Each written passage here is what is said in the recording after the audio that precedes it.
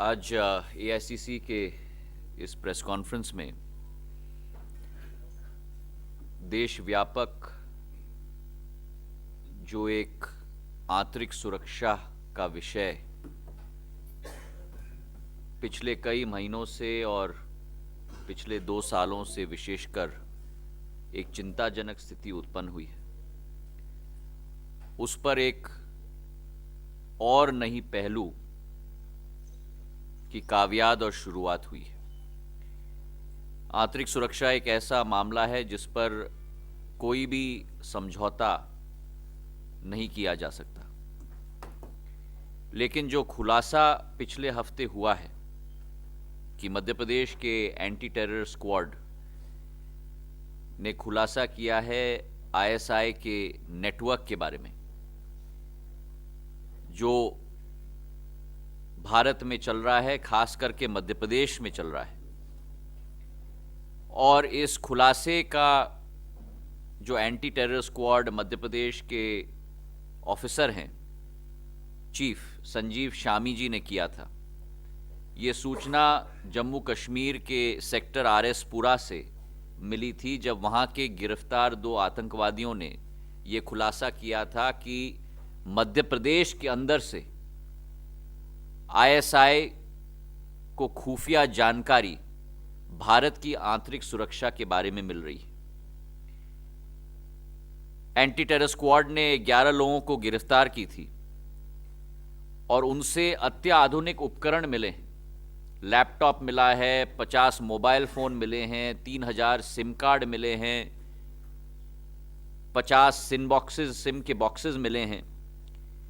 और इसके जरिए इन देशद्रोहियों ने, इन जासूसों ने केवल हमारे आर्मी इंस्टॉलेशंस के फोटोग्राफ नहीं लिए हैं, लेकिन उसके अलावा जितने भी हमारे आर्मी के ऑफिसर्स हैं उनकी तहकीकात की है, आर्मी के सभी मूवमेंट्स की ट्रैकिंग की है। और ये तीनों सूचनाएं, आर्मी कैंप्स के फोटोग्राफ, आर्मी ऑफिसर्स की तहकीकात, जानकारी, नाम, पता, आर्मी की हिस्ट्री, आर्मी के सभी मूवमेंट्स, इस जासूसी नेटवर्क के आधार पर पाकिस्तान के आईएसआई नेटवर्क को और एजेंसी को सारी सूचना इस जासूस के नेटवर्कों के द्वारा दी गई। आश्चर्य की बात है कि जब इनको पकड़ा गया तब यह सूचना भी निकली कि यह सिस्टम अब देशव्यापक हो चुका है आईएसआई का, और 4 बड़े शहरों में कम से कम 30 टेलीफोन एक्सचेंज स्थापित हो चुके हैं इस खुफिया जानकारी को देने के लिए। तो जहां एक तरफ ये एक बड़ी चिंताजनक स्थिति देश की आंतरिक सुरक्षा के साथ और बढ़ चुकी है, जिसे सदन के अंदर और सदन के बाहर भी हम लोग पिछले 2.5 साल से उठा रहे हैं, वहीं इस दृश्य का एक और बड़ा पहलू निकला है कि जहां देश की आंतरिक सुरक्षा पर गहरे सवाल उठे हैं, वहीं पहली बार इन राष्ट्रद्रोहियों का ताल्लुकात, रिश्ता देश के बड़े राजनीतिक दल भारतीय जनता पार्टी के साथ पूरी तरह से घुले मिले हुए हैं। तो ये सर्वविदित करता है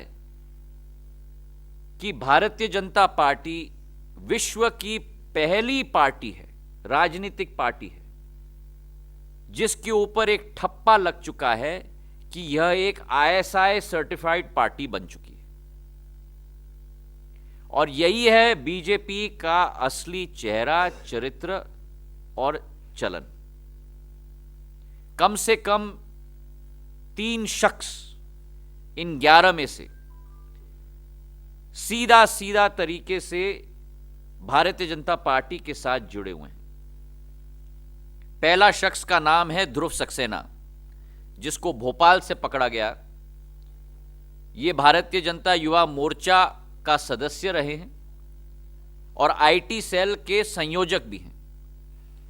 बीजेपी के प्रांतीय अध्यक्ष इससे पल्ला झाड़ने की बहुत कोशिश कर रहे हैं, लेकिन वास्तविकता यह है कि ये भारतीय जनता पार्टी युवा मोर्चा का संयोजक है आईटी सेल का। सूचना प्रौद्योगिकी के जमाने में सूचना तंत्र के आधार पर, मोबाइल की टेक्नोलॉजी के आधार पर सारे सबूत हमारे सामने हैं। इनके गहरे संबंध भारतीय जनता पार्टी के कई मंत्रियों के साथ रहा है। स्वयं मुख्यमंत्री के साथ इनका चित्र है। बीजेपी के महासचिव कैलाश विजयवर्गीय के साथ इनका चित्र है। और अपने मोहल्ले में, अपने क्षेत्र में ये जाने जाते हैं बीजेपी के कार्यकर्ता के रूप में। और स्वयं जब इनके माता पिता के साथ चर्चा हुई है तो स्वयं उन्होंने बड़े गर्व से भी कहा है कि हां, हमारा परिवार का सदस्य बीजेपी का अहम कार्यकर्ता है। दूसरा शख्स का नाम है जितेंद्र सिंह। यह आरोपी ग्वालियर से पकड़ा गया है और यह भारतीय जनता पार्टी का पार्षद का नजदीकी रिश्तेदार है और वह भी बीजेपी के अनेक मंत्रियों और सदस्यों के साथ इनका भी गहरा रिश्ता है। तीसरा शख्स है बलराम सिंह। बजरंग दल संस्था का यह सदस्य है और यह इस पूरी जासूसी नेटवर्क का पूरी तरह से मास्टरमाइंड है। सारा फंड फ्लो, राशि इन जासूसों को इस शख्स के द्वारा दी जाती थी। जम्मू कश्मीर में आतंकियों को भी राशि इस शख्स के द्वारा दी जाती थी और आईएसआई के द्वारा स्थापित बैंक अकाउंट से विदेशी मुद्रा भी इसी शख्स को दिया जाता था, जासूसों को दिया जाने के लिए। बलराम सिंह ने अनेक बजरंग दल के कार्यकर्ताओं के नाम पर अनेक खाते खोले जिसके आधार पर आईएसआई की राशि इन जासूसों को दिया जाता है। चौथा शख्स है आशीष सिंह राठौर। ये भी सतना के हैं और आशीष सिंह राठौर वीएचपी का कार्यकर्ता है, विश्व हिंदू परिषद का कार्यकर्ता है। तथ्य आज सामने आए हैं कि वीएचपी ने इसे अपनी संस्था से निकाल दिया है, लेकिन वास्तविकता है कि यह वीएचपी का कार्यकर्ता एवं सदस्य रहा है। अब इस पूरे घटनाक्रम से 3 मुद्दे उभर के आते हैं। पहला मुद्दा यह कि जो दल आज देश में राज कर रहा है, जो दल आलोचकों पर राष्ट्रीयता का प्रश्न खड़ा करता है, जो दल राष्ट्रीयता का प्रमाण पत्र व्यक्तियों को वितरित करता है, आज वही दल पकड़ा गया है देशद्रोहियों को पनाह देते हुए। इससे बड़ा प्रश्न हमारे देश के आंतरिक सुरक्षा के मामले में नहीं हो सकता। दूसरा मुद्दा कि बजरंग दल जो राष्ट्रभक्ति के भाषण देता है, उसी बजरंग दल का सदस्य इस पूरे खुफिया तंत्र का मास्टरमाइंड निकला है। और इसका सही मतलब है कि जो मुंह में राम कहते हैं और बगल में छुरी रखते हैं, इसका सबसे बेहतरीन उदाहरण यह निकला है। तीसरा मुद्दा जो बार बार प्रादेशिक स्तर पर और राष्ट्रीय स्तर पर हम मुद्दा रखते हैं कि मध्य प्रदेश में जो आंतरिक सुरक्षा का मामला और जो सरकार की नाकामी रही है, वो आज सब देशवासियों के सामने है। 2013 में सिमी के एक्टिविस्ट खंडवा के जेल से छूटे थे। कुछ महीने पहले भोपाल के राजधानी के जेल से 8 सिमी के एक्टिविस्ट निकल के भागे हैं और प्रदेश सरकार इस पर पूरी तरह से नाकाम हो चुकी है।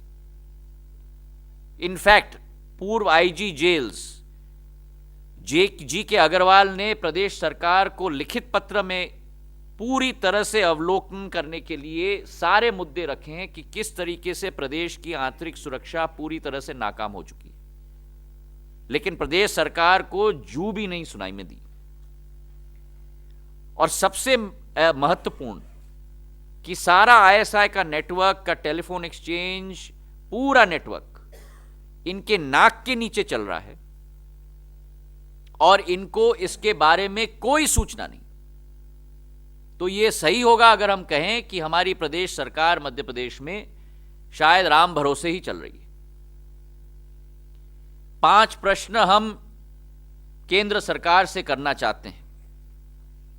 पहला प्रश्न, क्या किसी राजनीतिक दल को अपने सदस्यों का बैकग्राउंड चेक नहीं करना चाहिए? और आज राष्ट्रद्रोही अगर किसी राजनीतिक दल के सदस्य पाए जाएं तो क्या उस राजनीतिक दल के विरुद्ध भी कार्रवाई नहीं होनी चाहिए? दूसरा प्रश्न, राष्ट्र स्तर पर आईएसआई नेटवर्क के 500 से ज्यादा कम्युनिकेटर की सूचना हमारे देश की सरकार को मिली है। कानपुर के जो रेल हादसे हुए हैं उसमें भी आईएसआई का हाथ पकड़ा गया है। और इसी के साथ उत्तर प्रदेश के एटीएस ने भी दिल्ली के पंजाबी बाग में छापा मारा था, जिसमें 11 लोग गिरफ्तार हुए जो आईएसआई के खुफिया एक्सचेंज चला रहे थे। क्या भाजपा का कोई ध्यान हमारी देश की सुरक्षा पर नहीं है? चौथा प्रश्न, क्या भाजपा केवल जुमलेबाजी में लगेगी और चुनाव के प्रचार में लगेगी या देश की आंतरिक सुरक्षा का देखभाल कर पाएगी? और पांचवा मुद्दा, इस मामले की तहकीकात और इस मामले की इन्वेस्टिगेशन, हमारी मांग है कि सीबीआई को हैंडओवर किया जाना चाहिए और सुप्रीम कोर्ट मॉनिटर्ड ये प्रोब होना चाहिए। असलियत यह है कि आज देश की सुरक्षा को पूरी तरह से कॉम्प्रोमाइज भारतीय जनता पार्टी ने कर लिया है और भारतीय जनता पार्टी के अंदर ही देश के विपरीत अंदर ही अंदर दीमक लग चुका है, जब इनके नाक के नीचे ही यह सब कार्य हो रहा है। तो जैसे हमने पूर्व में भी कहा है कि भाजपा के 2.5 साल पूरा देश बेहाल। धन्यवाद।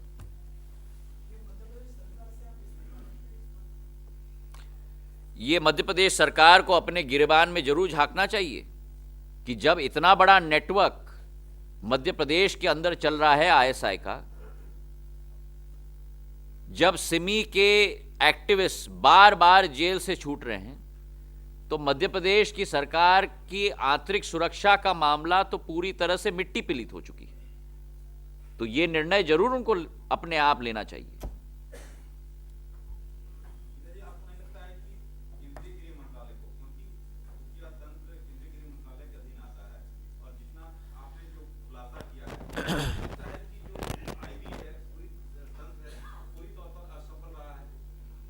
ये तो स्पष्ट है, इसमें कोई दो राय कहां है।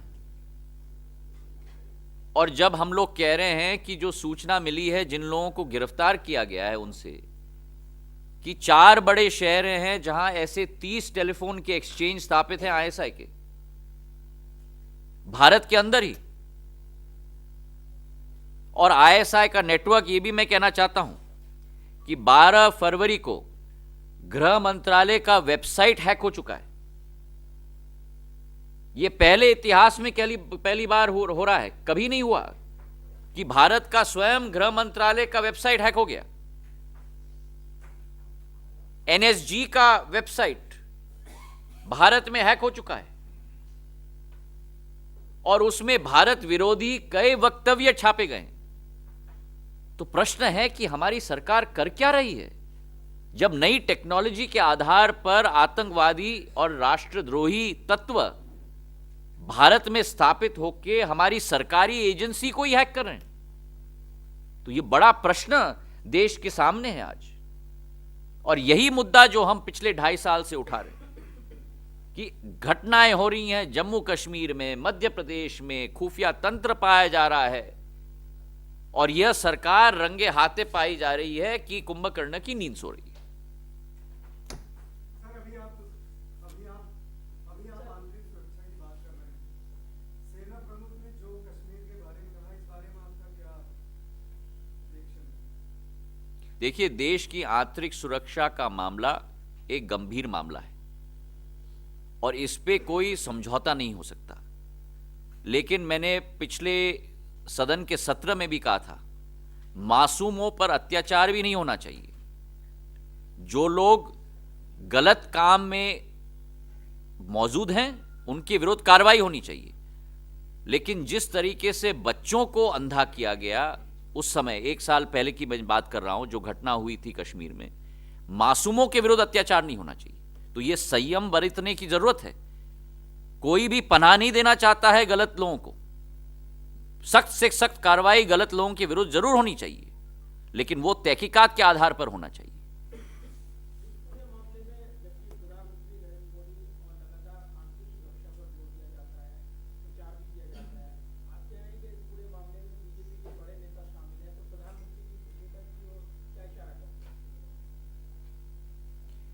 बीजेपी और प्रधानमंत्री तो केवल जुमलों पर अपनी बात रखना चाहते हैं। 4 फरवरी को मीरठ की सभा में, और ये मामला राष्ट्रपति अभिभाषण के समय भी मैंने अपने वक्तव्य में उठाया था, सर्जिकल स्ट्राइक में उन्होंने वक्तव्य दिया था मीरठ में कि सर्जिकल स्ट्राइक पाकिस्तान की धरती पे हुई।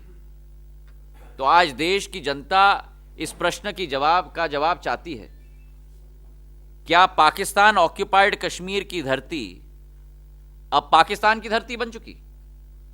प्रश्न नंबर 1।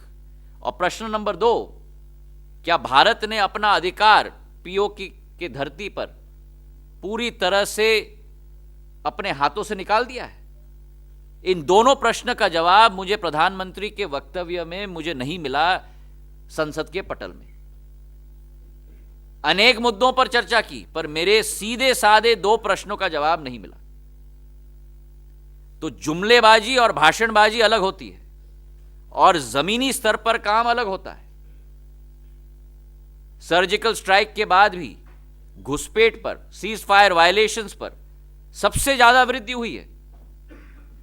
37% वृद्धि 2015 से 2016 में हुई है, और खास करके उस सर्जिकल स्ट्राइक के तारीख के बाद 455 सीज फायर वायलेशंस हुए। तो आज देश की सरकार को इन मुद्दों पर बीजेपी को और प्रधानमंत्री को जवाब देना होगा। सर, उत्तर प्रदेश में सर्जिकल स्ट्राइक को भी एक बड़ा मुद्दा बनाया बीजेपी ने। प्रधानमंत्री नरेंद्र मोदी भी अपने भाषण में कहते हैं आंतरिक सुरक्षा का जो मसला मध्य प्रदेश से जुड़ा आपने उठाया है, क्या इसको उत्तर प्रदेश के 5 चरणों के चुनाव या बाकी जो 19 के बाद के जो 4 चरण है उसमें बड़े मुद्दे के तौर पर उठाएगी कांग्रेस? आंतरिक सुरक्षा इस देश के हर एक नागरिक के साथ जुड़ा हुआ मुद्दा है, तो उसके हर एक पहलू को कांग्रेस पार्टी उठाएगी। अगर आंतरिक सुरक्षा के मुद्दों पर हम पूरी तरह से विफल हो जाएं, तो फिर देश की प्रगति और विकास कैसे हो पाएगी? यह एक अहम मुद्दा है जो मैं समझता हूं कि हर मंच पर पार्टी के द्वारा उठाया जाएगा।